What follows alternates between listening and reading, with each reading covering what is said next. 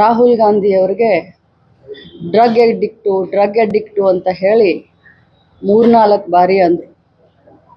ನಾನು ಮತ್ತೇನು ಸುಮ್ಮನೆ ಕೂತ್ಕೊಂಡೆ ತಾಳ್ಮೆಯಿಂದ. ಮತ್ತೆ ನನ್ನನ್ನು ನೋಡಿಕೊಂಡು ಡ್ರಗ್ ಅಡಿಕ್ಟ್ ರಾಹುಲ್ ಗಾಂಧಿ ಅಂತಂದರು. ಡ್ರಗ್ ಅಡಿಕ್ಟ್ ರಾಹುಲ್ ಗಾಂಧಿ ಯಾಕೆ ಅಂತೀರಾ? ಹಾಗಾದರೆ ತಾವು ಕೂಡ ಆಕ್ಸಿಡೆಂಟ್ ಮಾಡಿದಿರಲ್ಲ, ಹಾಗಾದರೆ ತಾವು ಕೂಡ ಕೊಲೆಗಾರರಾಗ್ತಿರಲ್ಲ ಅಂತ ಅಂದೆ. ನಾನು ಹಾಗೆ ಅಂದ ತಕ್ಷಣವೇ ತಿರುಗಿ ತಾವೆಲ್ಲರೂ ಕೇಳಿದ್ದೀರಾ, ನನಗೆ ಆ ಪದವನ್ನು ಬಳಸಲಿಕ್ಕೆ ತುಂಬ ಅಸಹ್ಯ ಆಗುತ್ತೆ.